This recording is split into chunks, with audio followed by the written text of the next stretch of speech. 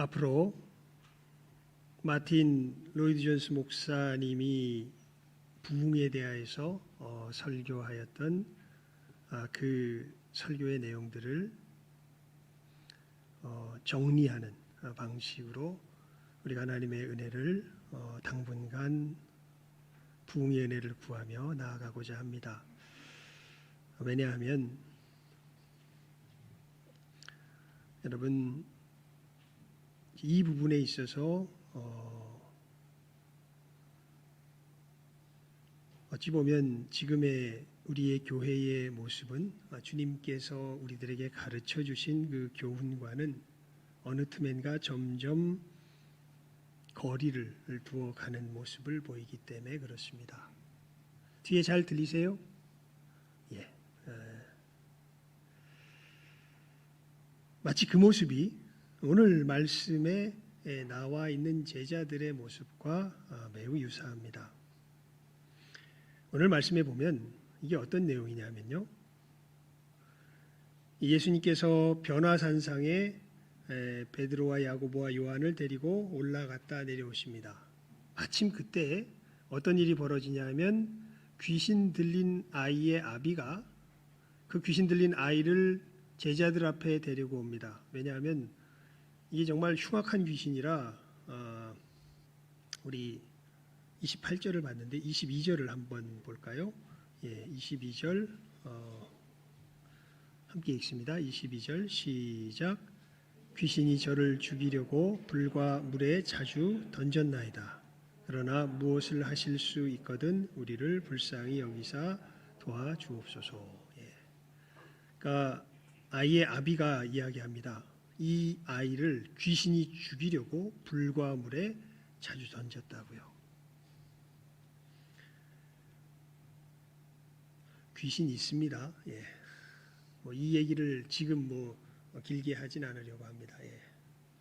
여러분 귀신 보셨나요? 예. 그냥 이렇게 이런 거 말고 진짜로 귀신 들린 사람들을 만나 보셨습니까? 예. 예, 저는 몇 번 봤을까요? 예, 3번 봤네요. 3번. 예.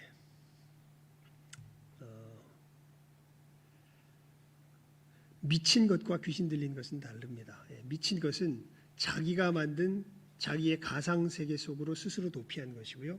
귀신 들린 것은 말 그대로 다른 영이, 악한 영이 그 사람에게 들어와서 그 사람을 주장하고 있는 것이 귀신 들린 것이죠. 예. 이 귀신 들린 사람의 이 대표적인 특징이 이 마가복음 복음서에 보면 나오는데, 무덤가에 거하며 돌로 지 몸을 상하며 고래고래 뭘 할까요? 소리를 지르다라 이렇게 되어 있습니다. 예. 통제가 안 되죠. 그러니까 자기도 어떻게 할 줄 모릅니다. 예. 그리고 이 귀신은 지금 이 아이에게 들린 귀신은 정말 제가 만났던 귀신 들린 사람이 정말 거짓말을 그렇게 잘합니다. 예. 어떻게 하든지 거짓말. 한 여자아이였는데 몇 사람 봤는데 여하간 지금 귀신에 대한 이야기가 중요한 게 아니죠. 이 귀신 들려서 이 귀신이 있느냐 없느냐가 중요한 게 아니죠. 귀신이 있습니다. 분명히 성경에 계속해서 나오잖아요. 귀신이 이런 부분이 계속해서 나오잖아요. 귀신이 저를 죽이려고 불과 물에 자주 던졌나이다. 이 아이를 죽이려고 계속 던졌지요.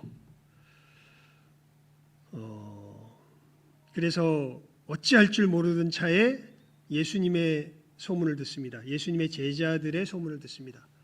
이 사람들은 능히 귀신을 쫓아내더라. 그래서 예수님에게 이제 찾아왔는데 그때 마침 예수님은 변화산상에 올라가셨던 거고 제자들만 있었던 거죠. 그런데 이 제자들이 이 귀신은 쫓아내지 못합니다. 여러분, 제자들이 귀신을 쫓아낼 수 있었을까요? 보통 쫓아냈을까요? 못 쫓아냈을까요? 쫓아냈습니다. 예, 누가복음 10장에 보면요, 그 예수님 명령 받고 전도하러 갔다가 기뻐하면서 돌아오면서 귀신도 주님의 이름 앞에 쫓겨나더이다 이러면서 귀신들을 쫓아낸 것을 이 참 뭐라 그럴까요? 굉장히 이 자랑스럽게 여기면서 돌아오는 모습을 볼 때 예수님께서 귀신들이 쫓겨나는 것으로 기뻐하지 말고 너희 이름이 하늘 책에 기록된 것, 생명책에 기록된 것으로 기뻐해라. 예수님 이렇게 이제 말씀하시죠. 제자들이 보통은 귀신들을 쫓아냈는데, 근데 이 귀신은 나가요, 안 나가요? 안 나가요. 예. 지금 상황이 그런 상황입니다. 예. 일반적인 귀신들은 다 쫓겨났는데 이 귀신은 안 나가요. 예.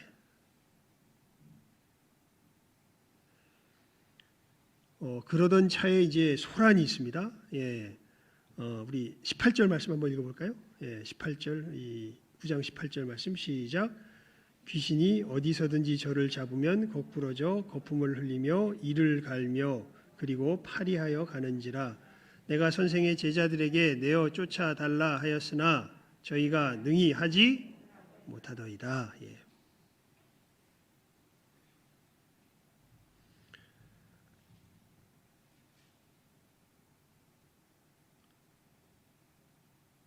마땅히 예수님의 제자라면 당연하게 해야 될 일인데 하지 못합니다. 그래서 되게 곤란해하던 차에 예수님께서 오시고 예수님께서 그 귀신을 쫓아내십니다. 그게 이제 우리가 읽었던 본문 앞에 있었던 사건의 내용입니다.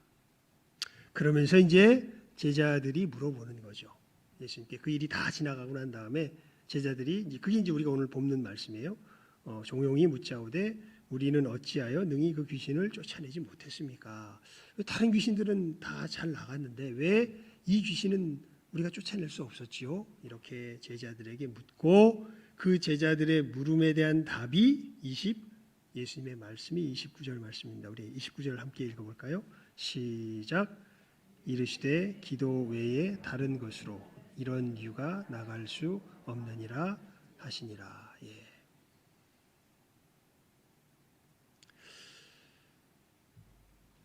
지금 우리의 세상의 모습은 마치 이 귀신 들린 아이의 모습 같아 보입니다. 그리고 우리 교회의 모습은 이 귀신을 쫓아내지 못하는 제자들의 모습 같아 보입니다. 예. 여러분,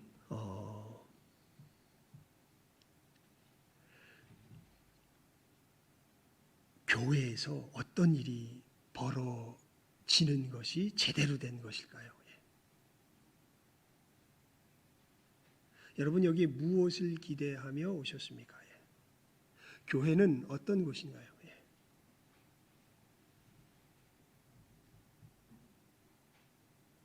많은 사람들이 굉장히 참 기댈 곳 없고 곤피바에서 찾아오고 어떻게 소망을 가질 곳이 없어서 찾아오는 곳이 교회이기도 합니다. 하지만 그저 우리들의 마음을 위로해 주는 곳이 교회가 아닙니다. 교회가 하는 정말 주된 가장 핵심적인 일은요, 교회에서라야 하나님과 화목하게 되는 역사가 일어납니다. 교회는 그저 뭐 사회 봉사하고 무슨 뭐 착한 일하고 착하게 살아라 뭐 이런 정도의 뭐 격려하고 무슨 뭐 마음이 뭐 힘들 때 뭐 위로해주고, 물론 이것이 없는 건 아닙니다만 이것이 주된 목적이 아닙니다. 교회에서 주되게 일어나야 되는 일은 누구와 화목함이 일어나야 돼요. 누구와 화목되는 일이 일어나야 돼요. 하나님과 화목하게 되는 일이 일어나야 돼요. 왜냐하면 우리가 하나님의 진노의 대상이기 때문에 그렇습니다. 교회에서는요, 이 사실을 분명하게 사람들에게 보여주고 우리의 현재 상태가 어떤지 알려주며 이런 우리를 하나님께서 어떻게 사랑하셨으며 어떻게 화목하게 하셨는가, 이 일이 우리들 가운데 선포되는 중에 하나님과 원수되었던 우리 사람들이 하나님과 다시 뭐하게 되는 역사가 일어나는 곳, 화목하게 되는 역사가 일어나는 곳이 바로 교회입니다.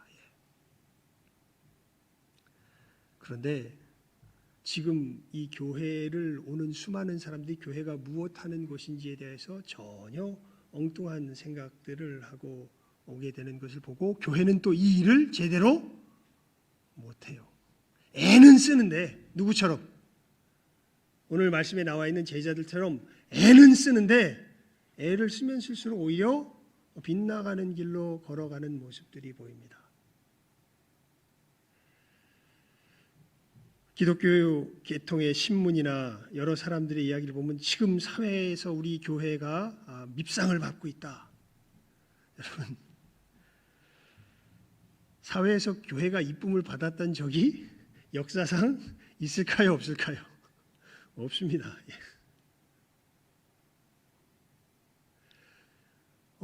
두려움과 존경의 대상이 되기는 하는데요. 절대 교회는 사회에서 세상에서 우리를 좋아할 수가 없습니다. 우리는 세상을 사랑해요. 우리 요한복음 3장 16절. 이거는 교회 안 다니는 사람도 알더라고요. 요한복음 3장 16절 한번 외워볼까요? 시작. 하나님이 세상을 이처럼 사랑하사 독생자를 주셨으니 이는 저를 믿는 자마다 멸망치 않고 영생을 얻게 하려 하심이라. 하나님이 세상을 어떻게 해요? 이처럼 사랑하사. 그런데 여러분 요한복음 15장 말씀을 보게 되면요, 13장부터 쭉 15장까지의 말씀을 보게 되면 예수님께서 뭐라 그러시는 줄 아세요? 세상이 너희를 미워하는 것을 이상하게 생각하지 말아라.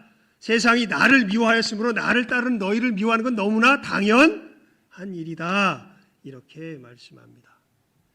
여러분, 되게 어떻게 보면 웃기는 일을 사실은 우리가 애쓰고 있는지도 몰라요. 여러분, 우리가 세상에 제대로 우리의 사랑을 전하고 우리의 모습을 보이는 거죠. 세상에 호감을 얻으려고 하는 일이 아닙니다. 세상의 호감을 얻으려면요, 누구의 가치를 따라야 돼요? 세상의 가치를 따라야 돼요. 근데 세상의 가치의 핵심에 무엇이 들어가 있습니까? 내가 하나님이 되리라. 내가 선악의 주관자가 되리라.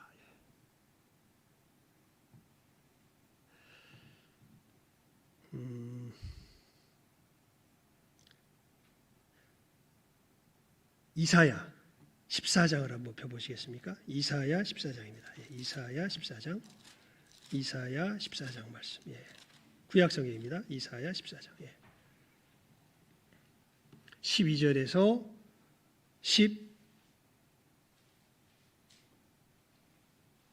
15절까지. 이사야 14장 12절에서 15절까지. 이게 마귀거든요. 이게 사단이거든요. 사단의 사단됨의 본질이 여기에 나오거든요. 우리 이사야 14장 12절에서 15절입니다. 14절까지 봅시다. 사단의 본질만 우리 딱 떼서 봅시다. 12절에서 14절입니다. 시작하면 읽습니다. 이사야 14장 12절에서 14절입니다. 시작. 너 아침의 아들 계명성이여 어찌 그리 하늘에서 떨어졌으며 너 열국을 엎은 자여 어찌 그리 땅에 찍혔는고 네가 네 마음에 이르기를 내가 하늘에 올라 하나님의 뭇별 위에 나의 보좌를 높이리라. 내가 북극 지폐의 산 위에 좌정하리라. 가장 높은 구름에 올라 지극히 높은 자와 비기리라 하도다. 아멘. 이 사단이 아담과 하와를 선악과로 유혹하죠. 그 선악과에 사단이 약속한 내용이 뭡니까? 네가 이 선악을 알게 하는 나무의 열매를 먹으면 하나님은 정녕 죽으리라 말씀하셨는데 사단은 뭐라고 이야기합니까? 네 눈이 밝아 하나님과 같이 되어 선악을 분별할 줄 알미라. 하나님은 네가 이 나무의 열매를 먹는 날에는 어떻게 되리라? 정녕 죽으리라. 사단은 뭐라고 이야기합니까? 아니 죽기는커녕 오히려 네 눈이 밝아 하나님과 같이 되어 선악을 분별하는 것을 하나님께서 시기해서 너 못 먹게 하는 거니까 먹어라. 이렇게 아담과 하와를 유혹하죠. 우리의 본체, 우리의 본성 아담은 그 갈림길 속에서 어느 길을 갑니까? 하나님의 말씀을 따라서 안 먹고 하나님께 순종하는 선악의 주권을 하나님께 맡기는 그 길을 갑니까? 아니면 사단의 이야기를 듣고 그대로 그것을 먹습니까? 먹지요. 그래서 아담의 자손인 우리들은 누가 눈앞에 없어요. 사실 하나님이 눈앞에 없어요.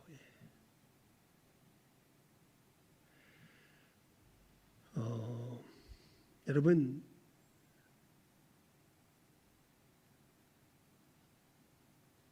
나이가 들어가면서요, 연세가 많으신 분들을 보게 될 때 제일 안타까운 부분들이 그 부분들이에요. 뭐냐면 과거의 망상과 자기 스스로의 생각 속에 나이가 점점 많아질수록요, 거기에 그냥 사로잡혀서 현실을 분별을 못해요.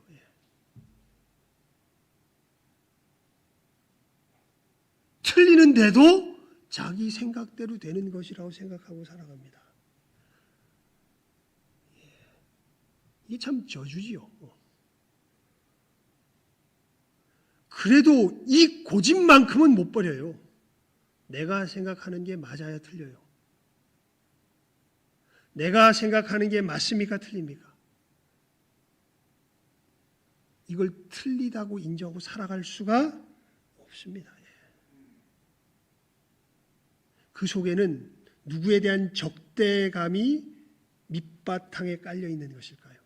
선악의 주관자 되시는 하나님에 대한 적대감이 밑바탕에 깔려. 그래서 여러분, 성경이 굉장히 아프게 우리들에게 알려주는 것이고요. 우리는 다 하나님의 뭐의 대상이다? 진노의 대상이다. 그리고 우리가 이 하나님의 진노에서 어떻게 벗어나서 하나님과 화목할 수 있는가? 이 일을 이루신 분이 누구신 거예요? 간단하게 말하면 예수님이신 거예요. 그래서 이 교회에 있는 사람들은 진짜 교회에 나오는 사람들은 누구를 믿어요? 예수를 믿어요. 예수께서 무엇을 하셨음을 믿어요? 하나님과 원수되었던 우리를 하나님과 뭐하게 하시는 일을 하신 걸 믿어요. 화목하게 하신 걸 믿어요. 여러분, 이 역사가 일어나야 되는데, 이 하나님과 화목됨의 역사가 일어나야 되는데, 이게 화목됨이 일어나긴 그냥 점점 지 고집만 세우는 자들로서 오냐 하면서 부추기는 식의 일들을 하며 이걸 잘해야 교회가 무슨 일을 잘하는 것이냐 착각하는 우리들의 태도가 훨씬 더 많습니다. 교회가 무슨 사회 정의를 잘 안 이루어서 그래. 물론 사회 정의 굉장히 중요합니다. 꼭 해야 될 이 사명 중에 하나예요. 마치 그렇게 해서 누구에게 잘 보이려고 그래요. 사람들에게 잘 보이려고 그래요. 여러분, 아닙니다. 교회는요, 사람에게 잘 보일 게, 사람에게 뭘 드러내야 되냐면 당신이 하나님의 진노의 대상이라는 걸 알게 해줘야 돼요. 당신 지금 아주 편하게 자기 나름대로 자기는 그럴듯하게 나는 굉장한 존재라고 나만 같이 살아보라고. 내가 부족한 건 이 끝에 조그만 부분이지 속은 괜찮아. 이렇게 살아가는 게 나지. 그렇게 살아가면 죽습니다. 그렇게 살아가면 멸망입니다. 그것을 알게 해주는 것이 어디의 사명이에요? 교회의 사명이에요. 그리고 우리들의 삶의 이 불행의 깊은 곳에는 결국 가장 큰 문제가 무엇이냐면 하나님의 진노의 대상이요, 하나님을 원수 삼은 내 영혼의 이 바탕이 문제가 되는 것을 알게 해주고, 이런 우리를, 자, 우리 요한복음 3장 16절 다시 한번 외워볼까요? 시작. 하나님이 세상을 이처럼 사랑하사 독생자를 주셨으니 이는 저를 믿는 자마다 멸망치 않고 영생을 얻게 하려 하심이라. 세상, 여러분, 세상이 뭘까요? 세상은요, 웅변입니다. 우리들 마음속에 우리가 왜 살아가야 되는지를 강력하게 설득하는 웅변이 세상이에요. 왜 살아가야 됩니까? 성경에 요한일서 2장 말씀에 보면 이렇게 나와 있어요. 무엇으로 우리를 사로잡고 있는 게 세상의 정치냐면 육신의 정욕, 안목의 정욕, 이생의 자랑. 이 세 가지로 우리를 강력하게 사로잡고서 너 왜 사니? 여러분 왜 삽니까? 젊은 사람들은요, 뭐 때문에 살까요? 육신의 보통 정욕을 채우려고 살아갑니다.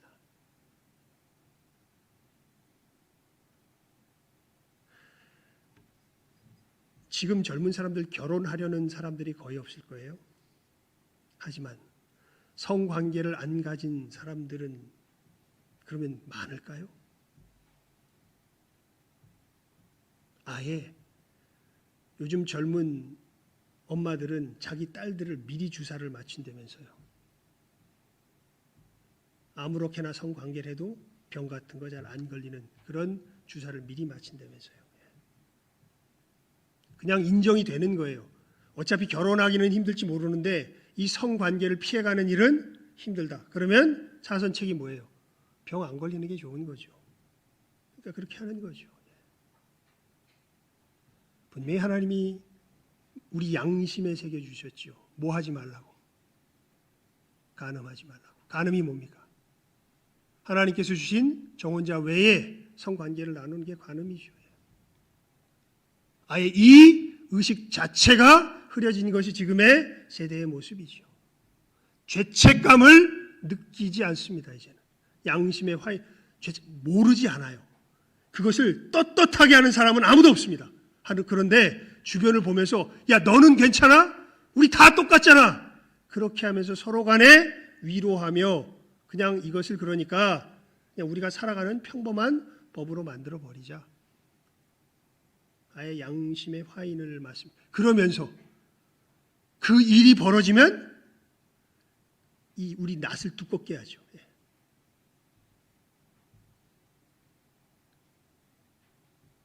여러분 교회가 그럼 뭐 교회 교인들은 다 아니요.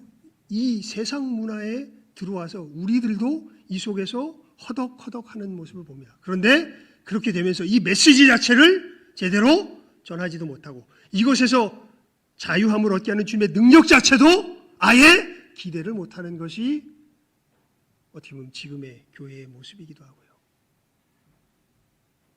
아예 세상 사람들을 향해서 귀신에 붙들려 가지고 죽어가는데 이것을 이 파리아에 가는데 살려놓을 만한 능력이 없습니다. 이것이 죄된 것을 깨닫게 하는 힘이 없습니다.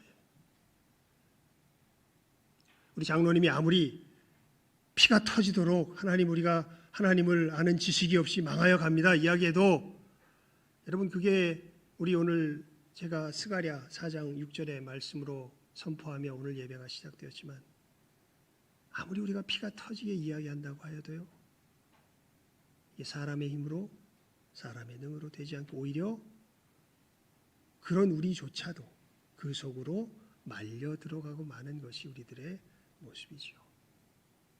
아예 기준이 흐려져가는 세대에 우리는 살아가고 있습니다. 그런데 이 기준을 뚜렷하게 밝힐 만한 힘이 교회에 있습니까? 없습니까?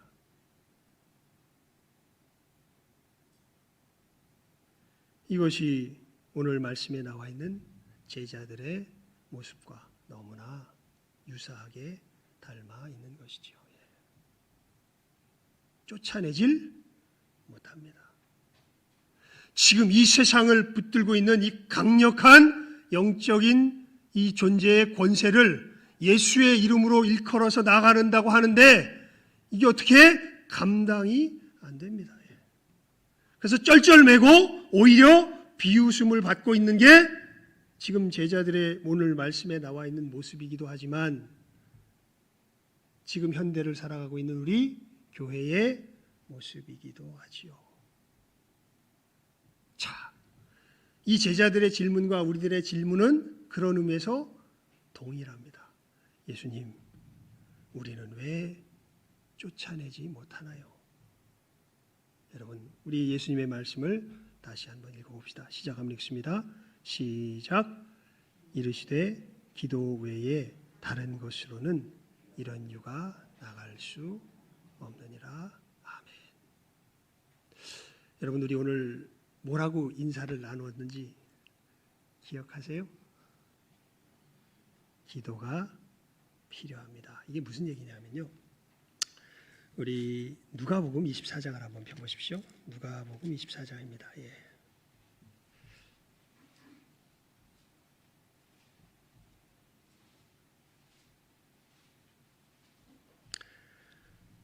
(45절에서) (49절) 말씀인데요. 특별히 오늘은 (49절을) 유념하여 우리 이 말씀을 함께 읽어봅니다. 누가복음 24장 (45절에서) (49절) 말씀인데 49절을 유념하여 우리 함께 읽습니다. 시작하면 읽습니다. 시작. 이에 저희 마음을 열어 성경을 깨닫게 하시고 또 이르시되 이같이 그리스도가 고난을 받고 제3일에 죽은 자 가운데서 살아날 것과 또 그의 이름으로 죄사함을 얻게 하는 회개가 예루살렘으로부터 시작하여 모든 족속에게 전파될 것이 기록되었으니 너희는 이 모든 일의 증인이라. 볼지어다 내가 내 아버지의 약속하신 것을 너희에게 보내리니 너희는 위로부터 능력을 입히울 때까지 이 성에 유하라 하시니라. 아멘. 자, 여러분, 예수님께서 이루신 일, 그리고 우리를 통하여서 우리 주변에 이루어질 일을 제가 그냥 길게 설명한 것을 예수님께서 여기서는 딱 두 글자로 요약해서 말씀해 주시죠. 뭐요? 회개. 하나님과 원수됐던 우리가 하나님과 화목해지는 그 일이 뭐예요? 회개하는 거거든요. 그 이름으로 죄사함을 얻게 하는 회개가 너희들을 통하여서 증거될 것인데, 그 일이 일어날 것인데, 근데 그 다음에 예수께서 그러니까 빨리 가서 해라 이렇게 말씀 안 하세요. 너희들 통해서 일어날 것인데, 우리 49절 다시 한번 읽습니다. 48절 49절 읽습니다. 시작. 너희는 이 모든 일의 증인이라. 볼지어다 내가 내 아버지의 약속하신 것을 너희에게 보내리니 너희는 위로부터 능력을 입히울 때까지 이 성에 유하라 하시니라. 이게 그냥 가서 하라고 기계적으로 그냥 떠듬떠듬 한다고 되는 일이 아니에요. 뭐가 임해야 돼요? 위로부터 뭐가 임해야 돼요? 능력이 임해야 돼요. 예. 이거는 그래서 우리 또 유명한 말씀이 있죠. 이것은 예수 안 믿는 사람들은 모를 겁니다만 예수 믿는 사람들은 아마 대부분 들어는 봤을 겁니다. 예. 암송까지는 못해도. 사도행전 1장 8장. 오직 성령이 너희에게 임하시면 너희가 뭘 받아요? 권능을 받고 예루살렘과 온 유대와 사마리아와 땅끝까지 이르러 내 증인이 되리라. 그래서 이 성령이 임하기까지 제자들이 뭘 합니까? 이 예수님께서 승천하시면서 기다려라 라고 하신 이 말씀을 하시고 오순절날 성령 임하기까지 요 말씀하신 때가 한 예수님께서 이 땅에서 부활하신 후에 나타나셔서 40일 정도를 활동을 하세요. 부활하신 후에. 그리고 40일 정도 지나서 승천하세요. 이 기다리라고 말씀하신 후에. 그리고 나서 예수님께서 이 승천하신 지, 그러니까 예수께서 이 십자가에서 죽으신 지는 50일 만이죠. 승천하신 지 10일 만에 누가 임하세요? 성령. 그때가 무슨 절이라 그래요, 우리가? 오순절이라 그러죠, 오순절. 50일 만에 성령께서 임하시는데 그 10일 동안 제자들이 뭐 하고 있었을까요? 사도행전 1장에 보면 나오죠. 마가의 다락방에 모여서 뭐 하고 있어요? 기도하고 있죠. 무엇이 임하도록? 성령께서 임하도록. 왜냐하면 이 증거를 통한 회개의 역사는 이게 누구 힘으로 일어나는 게 아니에요. 사람의 힘으로 일어나는 게 아니에요. 능으로도 되지 않고 힘으로도 되지 않고 오직 나의 신으로 되느니라. 주님께서도 너희들 그러니까 가서 전하라 이렇게 말씀하신 것이 아니라 뭘 입히울 때까지, 능력을 입히울 때까지. 여러분, 돌아오고 안 돌아오고의 문제가 아니라요, 이 메시지를 분명하게 전해줄 수 있습니까? 세상 사람들에게. 교회 왜 나오라 그래요? 나와봐, 좋아. 그것도 나쁜 건 아닙니다만, 그러면 아주 진지한 사람이 단도직입적으로 내가 왜 예수를 믿어야 돼?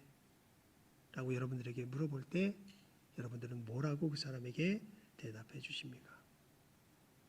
왜 예수를 믿어야 하는지 그 이유를 어떻게 분명하게 알려주십니까? 네가 하나님 앞에 죄인이야. 저주받아 진노 가운데서 죽어야 할 죄인이야. 저주하는 마음이 아니라 안타까운 마음 속에서 이 하나님 앞에서의 죄된 것을 분명하게 알려줄 수 있고, 마치 이 땅에서 그저 아무 탈 없이 살아갈 줄 아는 그 사람들의 그 불안한 하나님과의 삐뚤어진 관계 속에서 이 불안하게 살아가고 있는 이걸 얘기해 주면 되게 싫어해요. 자기가 삶의 주인이 아니라 하나님께서 삶의 주인이라는 것을 이야기해 주면 세상은 절대 좋아할 수가 없어요. 지금 이 시간에도 이 시간 말씀을 듣는 사람들, 이 얘기가 정말 듣기 싫은 사람이 있을 거예요. 제가 우리 교회에 와서 말씀을 전할 때 한 5, 6년 전에는요, 제가 이렇게 이 부분을 강조해서 말씀을 전하면요, 막 나를 잡아먹을 듯이 쳐다보는 꽤 많은 눈초리들이 있었어요. 몰라요. 그리고 나서 갈 때 되면요, 또 서로 웃으면서 인사하는데 이 말씀이 전해지면요, 저를 정말 죽일 듯이 쳐잡아요. 여기 아까 이 귀신이 이를 갈게 한다 그랬잖아요. 이 메시지가 전해지잖아요. 그러면 그 얼굴과 이 안면 속에 보면 뭐가 가는 게 느껴지냐면 이를 가는 것이 느껴져요. 정말 그때 기도하죠. 하나님, 제가 이 메시지를 제대로 전할 수 있게 해주십시오. 하나님, 이것을 제대로 알아야 예수 그리스도의 필요성을 압니다. 주님께서 무엇을 행하셨는지는 이것을 제대로 자기가 죄인됨을 깨달아 알아야 하나님, 이 일이 정말 진정한 구원의 역사가 일어납니다. 저에게 힘을 주십시오. 저 사람들이 싫어한다고, 왜 그딴 소리 하냐고, 듣기 싫다고, 좀 부드러운 소리 하라고 아무리 얘기해도 부드럽게는 말해줄 수는 있는데, 그건 기도 제목이죠. 하나님, 부드럽게 말하게 해주세요. 하지만 메시지 자체는 변할 수가 없습니다. 이것을 능력으로, 권능으로 말할 수 있어야 되는데 이게 누구 힘으로 안 돼요. 이 사람의 힘으로 안 돼요. 누가 임하셔야 돼요. 성령께서 임하셔야 돼요. 어떻게 우리가 성령의 붙들음을 받습니까? 우리 뭐라고 기도했죠? 우리가 인사했죠? 뭐가 필요합니다? 기도가 필요합니다. 사도들이 권능을 힘입도록 뭘 했지요? 기도했지요. 한 군데를 보고 말씀을 맺겠습니다. 사도행전입니다. 사도행전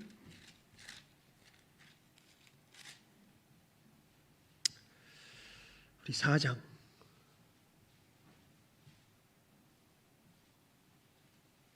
21절부터 31절까지 그냥 제가 읽을게요. 기니까. 하지만 여러분 성경은 찾아보십시오. 왜냐하면 그래야 여러분들이 잘 이해가 될 테니까요. 사도행전 4장 21절부터 31절까지 제가 읽습니다.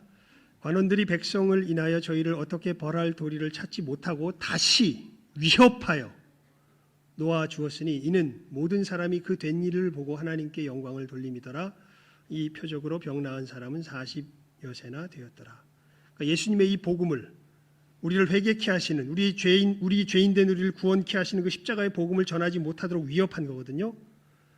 사도들이 노임에 그 동료에게 가서 제사장들과 장로들의 말을 다 고하니 저희가 듣고 일심으로 하나님께 소리를 높여 가로되 대주제여 천지와 바다와 그 가운데 만유를 지은 이시오 또 주의 종 우리 조상 다윗의 입을 의탁하사 성령으로 말씀하시기를 어찌하여 열방이 분노하며 족속들이 허사를 경영하였는고 세상의 군왕들이 나서며 관원들이 함께 모여 주와 그 그리스도를 대적하도다 하신 이로소이다. 과연 헤롯과 본디오 빌라도는 이방인과 이스라엘 백성과 합동하여 하나님의 기름 부으신 거룩한 종 예수를 거스려 하나님의 권능과 뜻대로 이루려고 예정하신 그것을 행하려고 이 성에 모였나이다. 주여 이제도 저희의 위협함을 하감하옵시고 또 종들로 하여금 담대히 하나님의 말씀을 전하게 하여 주옵시며 손을 내밀어 병을 낫게 하옵시고 표적과 기사가 거룩한 종 예수의 이름으로 이루어지게 하옵소서 하더라. 빌기를 다함에 모인 곳이 진동하더니 무리가 다 성령이 충만하여 담대히 하나님의 말씀을 전하니라. 여러분, 우리 신성교회가 이제는 이 일부터 하나님 앞에서 시작하며 나아가야 할 것입니다. 우리 어저께 임직식 하면서 제가 우리 김은종 장로님 이제 이 안수 기도한 후에 제가 대표로 기도할 때 그 기도를 먼저 드렸죠. 하나님, 이제 이 사명 감당코자 할 때에 먼저 무엇을 깨달아 아는 사람이 되게 하옵소서. 하나님의 사랑을 깨달아 아는 사람. 뭘 하기 전에 뭘 알아야 돼요? 하나님이 나를 어떻게 사랑하셨는지를 알아야 돼요. 주의 성령께서 내 안에서 어떻게 역사하시는 그 역사에 붙들린 바가 돼야 돼요. 예.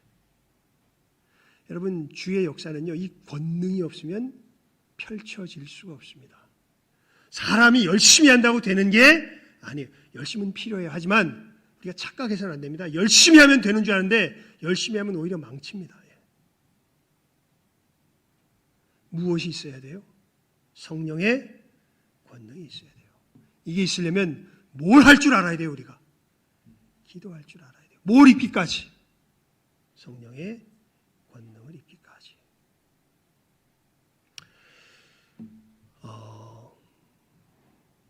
부흥. 여러분, 부흥, 우리나라 말로는 부흥인데 이게 영어로 말하면 뭔지 아세요? 리바이벌입니다. 리바이벌 뜻이 뭔지 아시죠? 재현.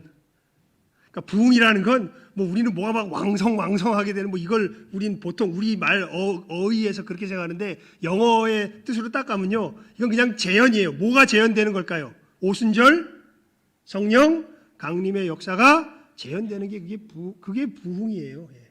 그 역사가 그때 어떤 일이 일어납니까? 성령께서 강림하시니까 사도 베드로가 복음을 증거하니까 사람들이 마음이 찔려서 우리가 어떻게 할꼬? 예수의 이름으로 세례를 받아라.